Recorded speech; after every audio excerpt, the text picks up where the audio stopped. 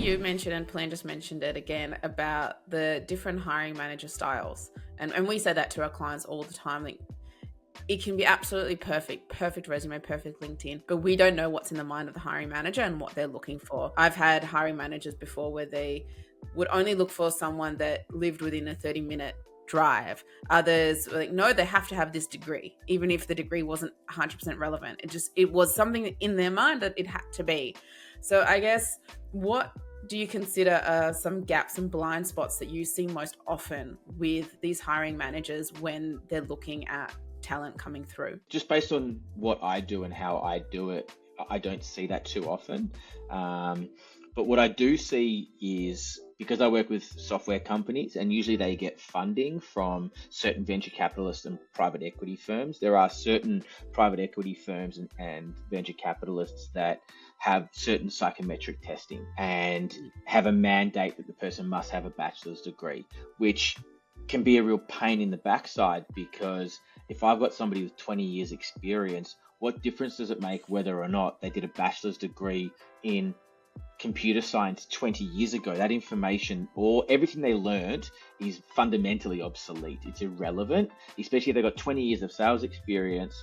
Then what difference does it make as to how they got to be the best person in their market? They don't have a bachelor's degree. These ones are just like, no bachelor's degree, no dice, and you've got to go for specific approval to circumvent that. And the same goes for certain psychometric testing. There's certain venture capitalists like Vista Equity Partners that historically, when they take over a company, they mandate that all new employees from the receptionist through to the CEO must sit a particular psychometric test, and it's just a green tick, red cross outcome of pass or fail, right? And so you could have the best candidate with the best capability, with the best experience working for a direct competitor who is just a walk-up start, but if they don't get through that particular test, they're not even going to get a first interview. And it's annoying, right? Because they miss out on really good people for really silly ideas. So, they've got their logic around that, and that's fine. But yeah, blind spots in my environment are typically those two. Hiring managers themselves, in my experience, don't tend to have that issue. In my environment, if they're working for a small startup, they might have one or two people in Australia. They don't want people that are working for the really big guys, the SAPs and the Oracles and IBMs, and they don't want people that are working for those really big companies, because they're not going to have all the support that those companies afford them, and they're going to have to be very much self-sufficient in terms of wearing a lot of hats.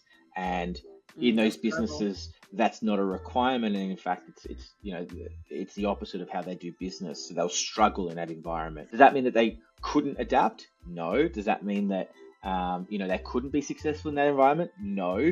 But a lot of the clients are like, I'm just not interested in interviewing this person for that reason. So there are some preconceived notions that clients do have, albeit, I think that the relationships and the clients that I deal with, I'm usually able to push past that, albeit sometimes with great difficulty. I experienced this myself. I've even experienced it personally myself when I've tried to apply for a part-time role, and they're like, well, no, we know that you won't want a part-time role. You'd want it full-time. Why are you telling me what I would and wouldn't want?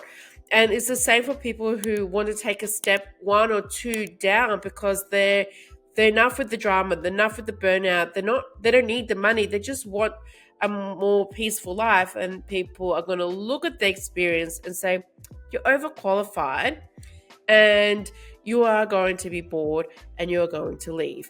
And whilst I reckon 80% of the time, they're probably not wrong. Like, it happens typically, but this is not for everyone. Some people genuinely I want to be bored. I don't want to do hard work, and I want part-time, and I don't like the large companies. I actually want to be for startup. That's exciting, startup. And it's a really complicated situation, because how do you convince someone that, no, I'm not the stereotype that will leave after 3 months because, yes, I'm not in the right place. I need more.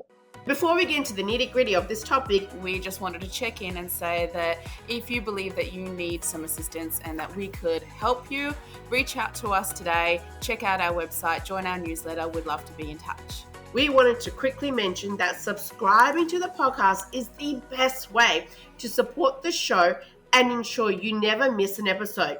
It's super easy. Just click the subscribe button whenever you're listening. Thanks for tuning in. Yeah, look, it's a risk factor consideration for the client, right? For the hiring individual. Hiring can become a very labor intensive and oftentimes expensive exercise, especially if you're using a recruiter, and one like myself who's not the cheapest in the market. You know, there is an opportunity cost of time and those sort of things, but also there's a real world cost of recruiter fees, onboarding, laptops, etc., and the financial costs associated with getting somebody up to speed. And if that person doesn't last very long, and you could foresee that a lot of people just simply don't want to take that risk.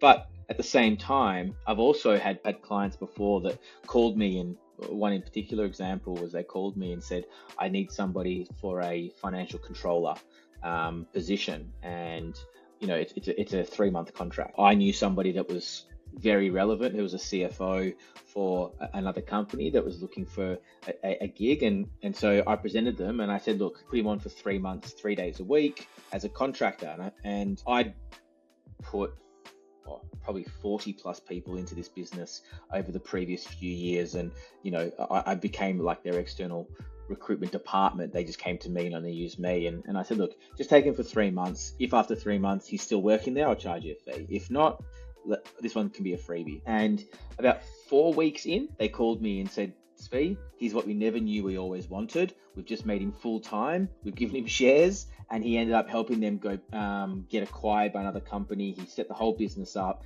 He became invaluable to their business within a very short period of time. So, hope you got I did. I got the fee on a higher salary. So, it was fortuitous in the end for me as well, in terms of, there was a good financial outcome for me, but even better outcome for the client, who ended up, like I said, this individual helped them set the business up from a books standpoint to a point where they got acquired by a larger competitor, which was their intent, was to get themselves ready for either an acquisition or an IPO listing on the stock exchange. So, this financial controller position was intended to help with that, but this guy stepped straight into a CFO role a month later, because they're like, wow, this guy brings so much more to the table than he's what we never knew we always wanted, and became irreplaceable in the business very, very, very quickly. So, it can go both ways. If companies are willing to take a punt and go, look, this person's clearly overqualified and we may not be able to keep them for a long time, but let's see what value they can bring to the table. We'll give them what we can now,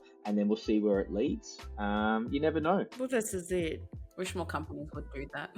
With that, obviously this guy, this CFO, he did something to stand out for you to actually advocate for him. So what can candidates do to do that, to get recruiters to actually fight for them, to be pushed and to be seen? If, say, they don't have that bachelor degree or they don't have this, what can they do to build that relationship with the recruiter? Lie. No, I'm kidding. No. I'm only joking. No, look, it's oftentimes just about showing value.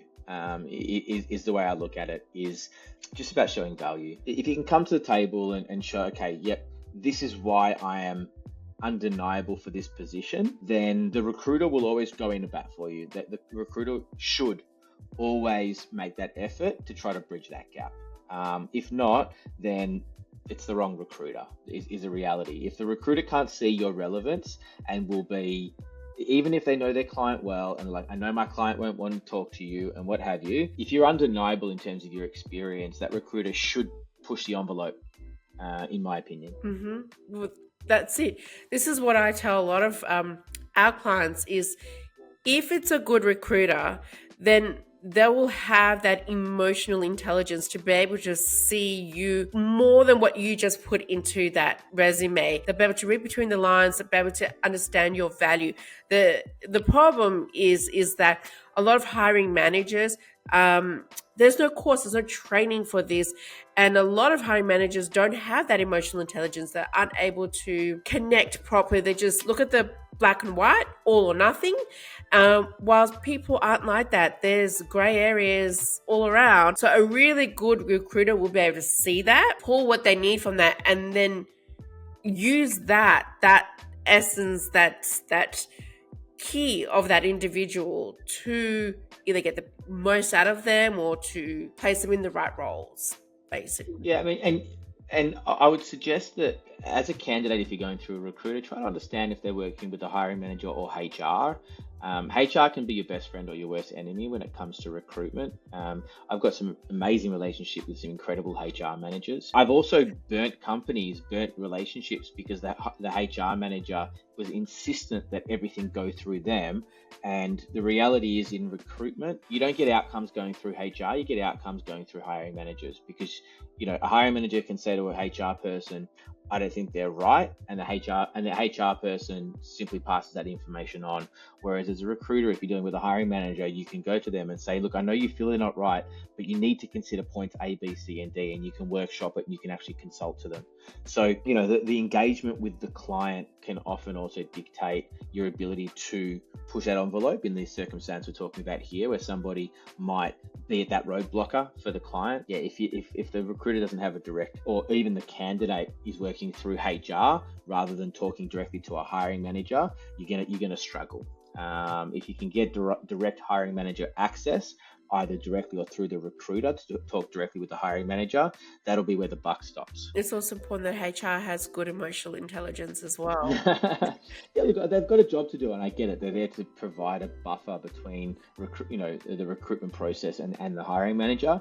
But at the same time, sometimes that can be chopping off your nose to spite your face too, right? So it's a nuanced game, the hiring process. I always believe that the hiring manager should be heavily involved in the recruitment process. I've had before hiring managers will just be like, no, you did the first interview, and just if you feel that they've got to say, well, I liked them, I think they can do it, but I don't know exactly what your vision is for your team. I can't ask specific questions, and it's just really a waste of time if you're not in there in the first interview, because you can cut the candidate pool by half straight away. And so I completely agree with the HR that hold it all to themselves and don't bring the hiring manager into it. It's just the process becomes so much longer. A process that could go for 2 to 3 weeks ends up going for 6 weeks because there's too many steps in the process. Don't get me started on interview processes. We'll be here for another 3 hours.